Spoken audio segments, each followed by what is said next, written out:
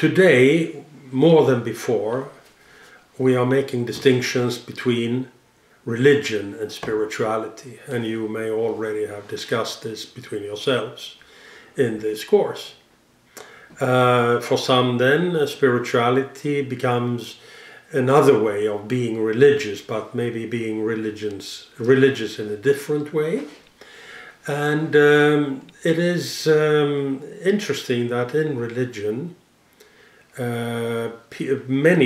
some people with religion feel that they're under some kind of obligation which makes them feel constrained, whereas spirituality seems to tease out things within yourself that you think much more correspond to what you want religion to be, so to say. There is this is understandable. It's part of, I think, the religiosity of humankind is in a way, in some places, changing, and this is something that just happens in the history of humankind. There are, of course, some dangers, and that is that you go off on a tangent because you tend to overemphasize one aspect that you think is particularly important for your spiritual life.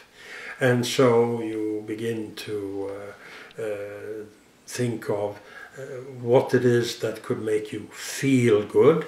But I think that spirituality can not only be a question of feeling good, but must be something where the whole of you is being taken into consideration, and that which means being human is being part of the spiritual quest. We see that first of all, that religion, or some people may react against religion because they feel that it is only brainy, intellectual, cerebral, so you want something that is much more in tune with your sentiments, emotions, and so on. And we see this also happening, that people in that which we have come to call New Age seem to point to such aspects in human life and call them or emphasize them as part of spirituality. You have a different kind of looking upon what you are eating, certain things you don't eat, certain things you do eat. There is fasting. There are other kinds of aspects of our body that are being taken into consideration when trying to form a spirituality that you feel at ease with. And that is, I think, also part of the game, and the important thing is not to overemphasize one thing to the detriment of everything else. Today I would like to talk about that we need to make space in our religious quest or our spiritual quest for everything that is human. Also those aspects that we maybe are not thinking of as being part of the religious life. As an example, I would like to tell you that when Søren Kierkegaard's father and mother, when they lost a child, a brother or sister, I've forgotten, she died. It is said that Søren Kierkegaard's father went out on the Danish countryside and cursed God. Now, for very many, in many religious traditions, this would be blasphemy. Man cannot curse God, that is blasphemy. But I think we should penetrate it a bit more. What is it that is being communicated to us here? And that is maybe that the frustration, the anger, the devastation, the inability to come to terms with is not being stashed away, but is being taken into the religious life. Søren Kierkegaard's father was a pastor, and yet this pastor had the audacity to curse God. I don't know whether I would like to say we should all do that, but what we should do is to bring everything into the meeting, the encounter with God, the divine, the absolute, the ultimate concern, because it's here that we need to engage that which is deeply ourselves. Also, when it comes to such attitudes, such moments of frustration and exasperation. In the Bible, in what is called the First Testament, Hebrew Testament, or the Old Testament, there are a couple of stories which in a way give a perfect illustration, I think, to different attitudes to God or the divine in this or ultimate concern. And one is the story about Noah, and I'm sure everyone knows about this story, that it was said God was fed up with the wickedness of humankind and decided to make an end to it. And he found one man, and it is said in the Bible that God considered him to be a tzaddik, a just man. And he told him that I will make the world perish in a devastating deluge of rain and waves and water. And you, however, you will be saved with your family, and you should bring to one couple of animals, of every animal on the earth, onto a boat that I am ordering you to build. It will be called an ark, and the dimensions of the ark are kind of being given in detail. And then you should go into the ark with your family and all the animals, and the rain will come and everything else will perish. So, when it is said in the Bible then that Noah nodded and said, yes, this is what I will do. And so he obeyed, and he had written down all the measurements for the ark, and he built it, and then the rain started to come, and he went into the ark and brought with him all these animals. And it rained and rained and rained, and everyone perished, and everything alive went down in these terrible waters and rains and waves. And then, after 40 days, Noah is asked to leave the ark and then to kind of begin this history of humanity anew. Now, we read this, and usually we think of he was a just man, and he obeyed God, and he did what God told him. But if we think about this story, and this is what the rabbis did in the Jewish tradition, they thought that there was something wrong here. So they kind of began to play around with what they imagined could have happened. And they said that there is something wrong with Noah. How can this man do this? How can he just obey? Everything else is perishing except his own folks and these animals. But maybe friends of Noah, or distant relatives, or people who were neighbors with him.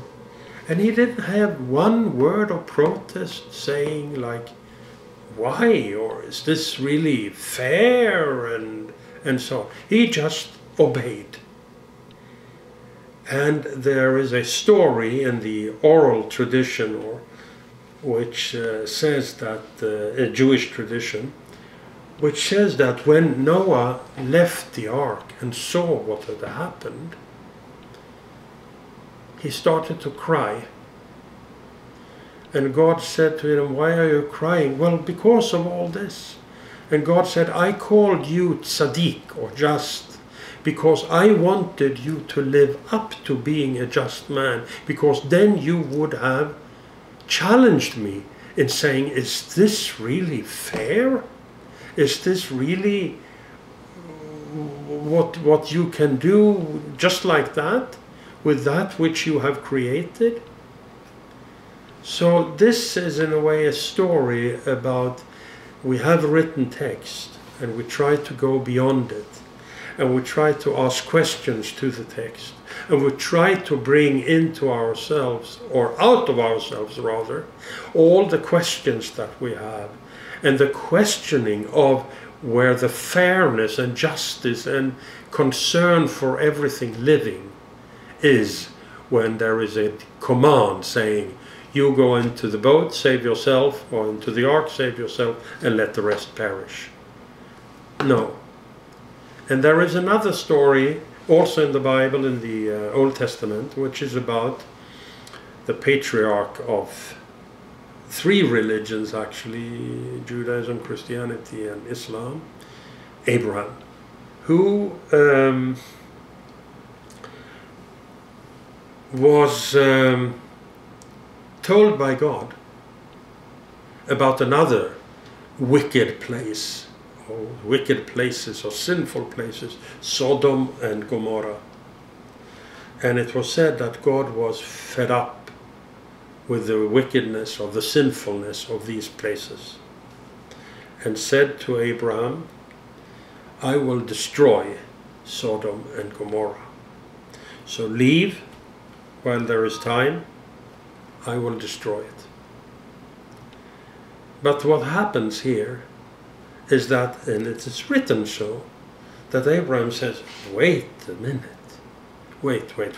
You are the one we refer to as the just one, as the one who knows what justice is, as the one who has taught us what justice is. How can you even think of such a thing? You have created these people, you have helped them to build those cities, you have been with humankind, and how can you do this? And he says, there might be 50 just people in Sodom and Gomorrah, how can you just wipe it out just like that? And then in the Bible it is said that God answered him and said, well, if there are 50 just people in this place, I will not destroy it. And then, if you know the text, you know it's like the haggling in a bazaar in the Middle East. So then they begin to say, okay, so Abraham says, maybe not 40, but 30. And God says, okay, if there are 30 just people, I'll save it. And Abraham says, but what about 20 then? And God says, I'll save it. And then it said in the text, he doesn't continue. So by 10, if there are 10, God will save it. But he doesn't continue then, Abraham, to kind of oblige God to save the city and not punish it with the destruction. And this is kind of held up in the Jewish tradition as someone who shouldered the responsibility of not suppressing the feelings of justice, the feeling of wrath, and the feeling of the desperation, but kind of questioned even God, asking God to live up to his name of being the just one. In the Old Testament, in these chapters referring to Abraham, you know that he also, according to the Old Testament and as it is also interpreted in the New Testament, he was asked to sacrifice his only son. And we know that from Islam it was not Isaac but Ismail. But I'm here now referring to the Christian tradition or the Jewish tradition. and saying that, well, I mean, what I have said here about Sodom and Gomorrah, look at what happened a little later. Then he was asked to sacrifice his own son. How could he do that? And he's, I mean, according to the text, he seemed to be willing to do that. But also, again, when we kind of penetrate the text and read, I mean, that God prevented him from sacrificing, it is, if we read the text after what happened afterwards, interesting to note that there is no more conversation between Abraham and God. It is as if Abraham, following this commandment or this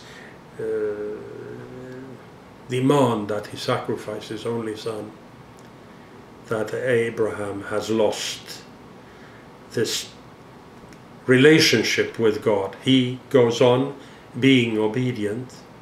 He goes on to do what he is supposed to do, but he is leaving the conversation with God to something that could no longer survive the test he was put to. So what we are here kind of seeing is how the Bible and many religious traditions and scriptures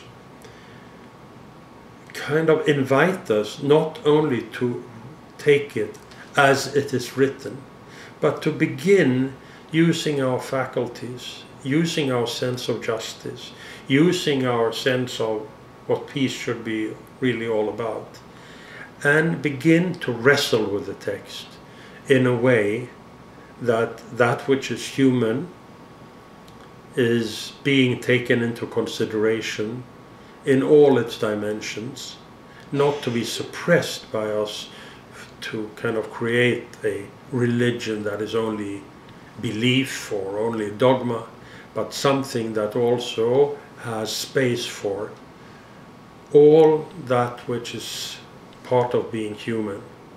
And if this is allowed to take its rightful space, then both religion and spirituality can contribute to making us more whole.